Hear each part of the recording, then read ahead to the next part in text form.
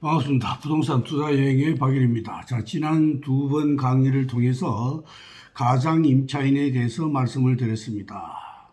가장 임차인, 여러분들 누구나 다 충분하게 말은 많이 들었을 겁니다. 그러나 진정 현실에서 가장 임차인, 위장 임차인에 대한 조사라든가 이렇게 하는 사람들은 거의 없는 것으로 저는 알고 있습니다. 그런 점을 여러분들이 남보다 한 발 더 앞서간다는 생각으로 차근차근 한번 도전해 보시면은 매우 좋은 결과가 있을 것으로 생각이 됩니다.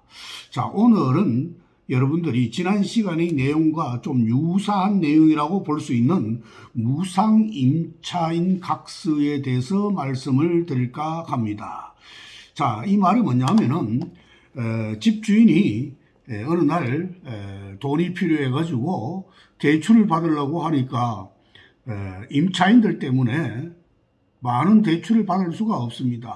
즉 이 말은 뭐냐면은 최우선 변제금을 각 방마다 공제를 하고 나면은 그 남는 금액에서 몇십 프로를 대출을 해주죠. 이렇기 때문에 가장 일례로 원룸 같은 경우에는 대출금이 실질적으로 얼마 안 됩니다. 전부 다 최우선 변제금을 공제하니까 이런 문제가 생기죠. 따라서 집주인의 입장에서 보면은 대출금을 좀 많이 받아서 어떤 문제가 있어야 되는데, 문제 해결을 해야 되는데, 많은 대출금을 못 받기 때문에 임차인들에게 사정을 하게 됩니다.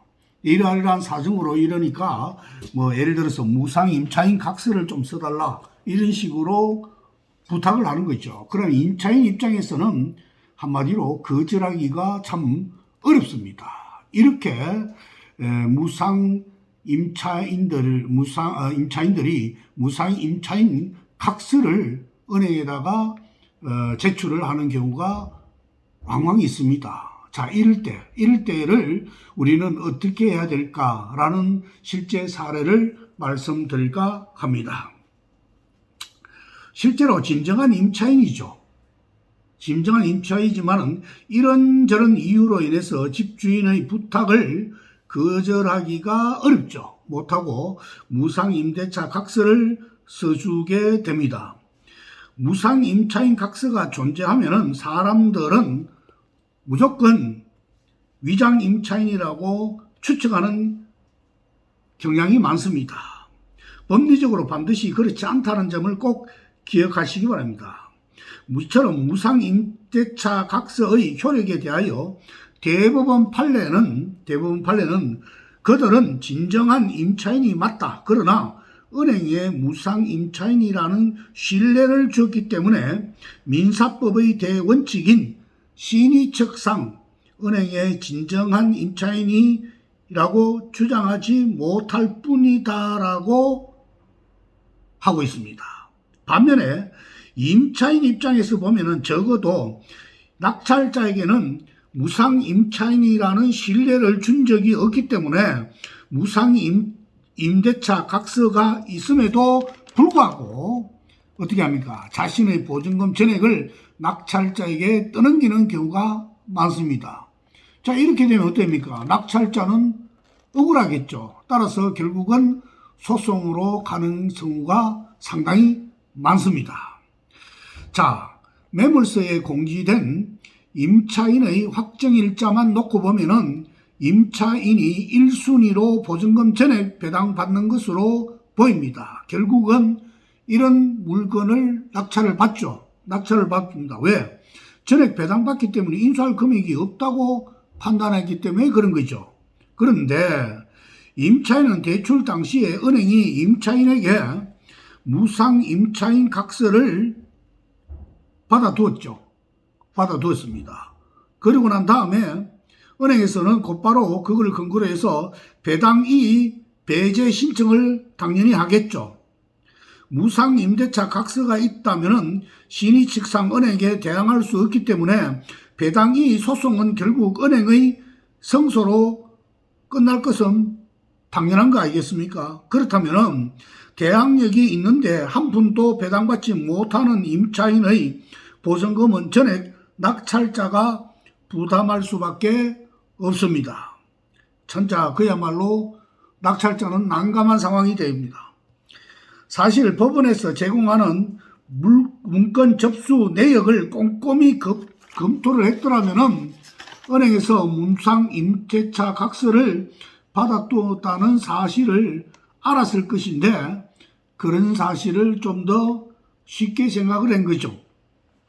거기에다가 배당 배제 신청까지 제출되어 있기 때문에 임차인이 당해 경매 절차에서는 배당을 못 받을 수 있다고 판단을 했어야 되는 것인데 실수를 한 것입니다. 그러나 매물세에는 기재된 것만으로 전액 배당 받는 임차인이라고 판단한 것이 결국은 실수였습니다. 이거는 통상적으로 대다수가 매물세에 기재된 사실을 거의 다 아마 100% 다 믿고 입찰할 것이라고 저는 생각이 됩니다. 물론 무상임대차 각서를 써줬다가 뒤늦게 말을 바꾼 임차인보다는 무상임차인이라고 믿고 고가에 입찰한 낙찰자의 보호 필요성이 더 크다는 이유로 이는 소송을 해볼 만한 가치가 충분히 있다고 생각이 되었습니다. 따라서 어떻게 불허가로 보증금을 당연히 돌려받아야 되겠죠. 그래서 경매계에다가 이런저런 사실을 이야기를 드렸습니다. 이 사건에서 낙찰자가 임차인의 보증금을 부담해야 하는데 그런 내용이 매물서에는 전혀 기재되어 있지 않기 때문에 매각 불허가 결정을 내려 낙찰자의 보증금을 찾게 해달라고 요청한 겁니다. 관련 판례까지도 제시를 했습니다. 결국 불허가 결정이 났고 보증금은 회수한 사례를 말씀드립니다. 따라서 여러분들 조금 전에도 말씀드렸다시피 유료 사이트나 이런 데서 보면서 매물서의 내용만 100% 믿어서는 안 됩니다. 가끔 무상임대차 각서도 한 번쯤 여러분들 생각을 해 주시면 좋겠습니다. 무상임대차 각서를 무시하고 경매를 만약에 입찰하게 되면 낭패를 볼 수도 있다라는 사실을 꼭 한번 기억해 주시기 바랍니다. 수고 많았습니다. 좋아요와 구독 부탁드리겠습니다.